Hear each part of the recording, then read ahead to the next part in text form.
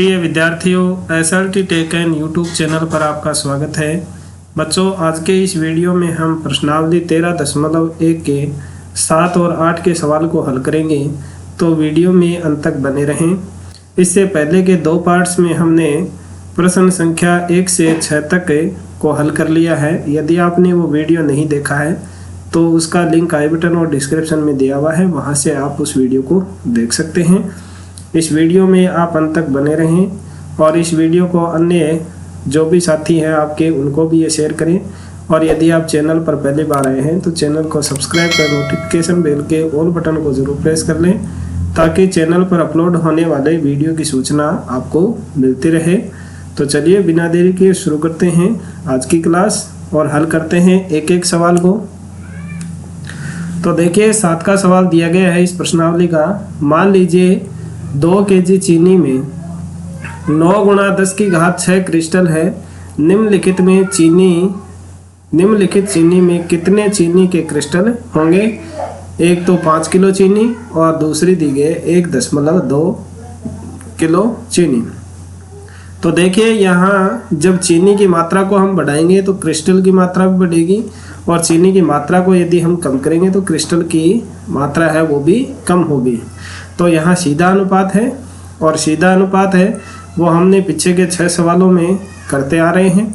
तो चलिए सबसे पहले जो दिया हुआ है उसको हम यहाँ नोट कर देते हैं।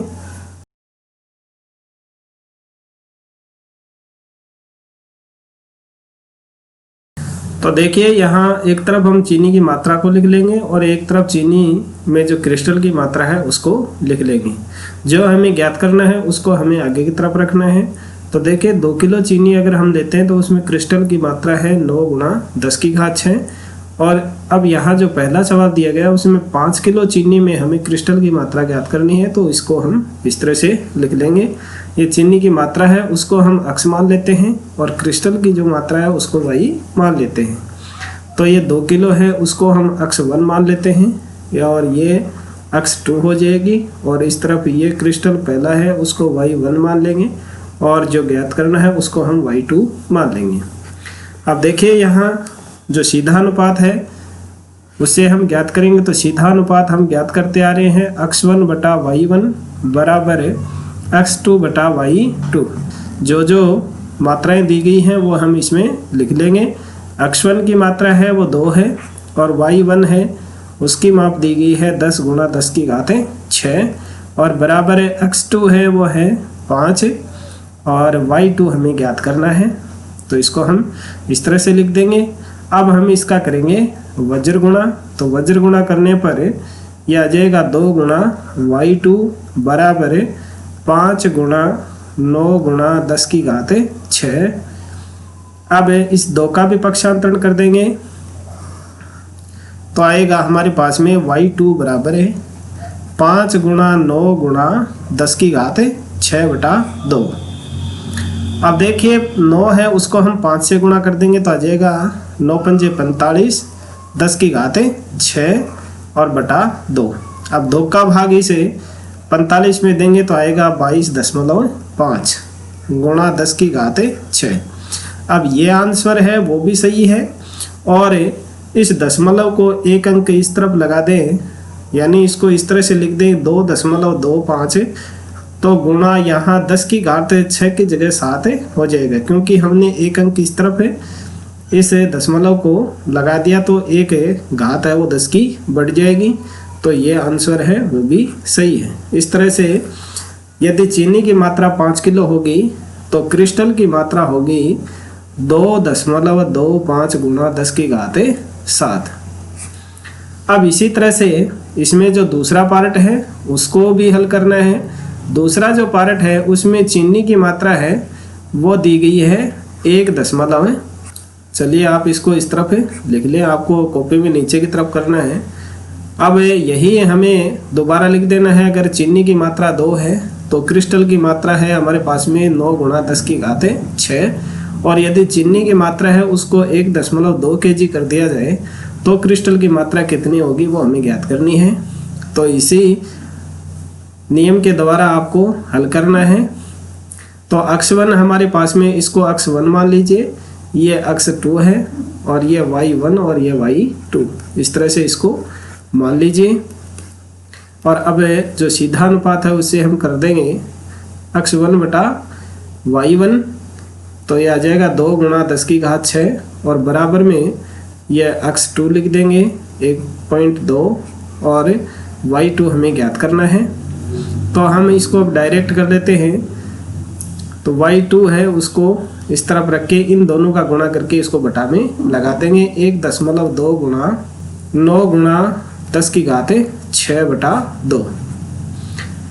अब देखिए इस 1.2 में 2 का भाग देंगे तो आ जाएगा 0.6 गुणा 9 गुणा 10 की घात 6। अब 0.6 को हम 9 से गुणा करेंगे तो आएगा 9 छिके 54 और एक अंक के ऊपर दशमलव है इसलिए यह हो जाएगा 5.4 गुणा 10 की घात 6। यह हो जाएगा इस दूसरे पार्ट का हल। यानी जब चीनी की मात्रा 1.2 kg हो तो उसमें क्रिस्टल की मात्रा होगी 5.4 गुणा 10 की घात 6। तो इस तरह से आपको 7 का सवाल है वो हल करना है। और अब देखिए 8 का सवाल। 8 का सवाल है, उसमें दिए गए रश्मि के पास एक सड़क का मानचित्र है जिसके पैमाने में 1 सेंटीमीटर की दूरी 18 किलोमीटर निरूपित करती है। वह उस सड़क पर अपनी गाड़ी से 72 किलोमीटर की दूरी तय करती है। उसके द्वारा तय की गई दूरी मानचित्र में क्या होगी? तो हम एक तरफ है वो सड़क की दूरी ले लेते हैं और एक तरफ है मानचित्र की दूरी लिख देते हैं और फिर इसको सीधा समानुपात है उसके नियम से इसको हल कर लेंगे।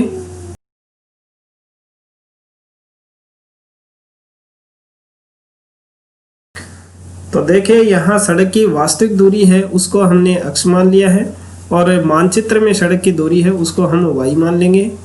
अब यहाँ ये 18 किलोमीटर है इसको x1 मान लेते हैं और 72 को x2 मान लेते हैं और ये 1 सेंटीमीटर है इसको y1 मानेंगे और ये जो हमें ज्ञात करनी है उसको y2 मान लेंगे। अब सीधा समानुपात के नियम से इसको हल करेंगे। x1 बटा y1 बराबर x2 बटा y2। तो x1 है उसकी माप दी गई 18 बटा y1 है उसकी माप है 1 सेंटीमीटर बराबर x2 है वो 72 है और y2 हमें ज्ञात करना है। अब हम इसका वज्र गुणा कर देंगे तो ये आ जाएगा 18 गुणा y2 बराबर 1 गुणा 72। अब हम इसका पक्षांतरण कर देंगे तो y2 बराबर आ जाएगा 1 गुणा 72 बटे 18। तो देखिए यहाँ हमारे पास में y2 आ गया। 18 का भाग इस 72 में देंगे तो आ जाएगा 4 और 4 को 1 से गुणा करेंगे तो आएगा 4 सेंटीमीटर। तो यह आ गई आपके, यदि वह गाड़ी उस सड़क पर 72 किलोमीटर की दूरी तय करती है तो उसके द्वारा तय की गई दूरी मानचित्र में होगी 4 सेंटीमीटर। यह हो जाएगा आंसर। तो इस तरह से आपको 8 का सवाल है वो हल करना है। बच्चों आज के वीडियो में बस इतना ही। इस प्रश्नावली के शेष रहे 2 सवालों को हम अगले पार्ट में हल करेंगे। यह वीडियो यदि आपको पसंद आया है तो इसे लाइक करें, अपने अन्य साथियों को शेयर करें तथा चैनल को सब्सक्राइब करना ना भूलें। मिलते हैं नेक्स्ट पार्ट में। तब तक SLT tech and YouTube channel पर इसी तरह से बने रहें, देखते रहें और सीखते रहें। Thank you.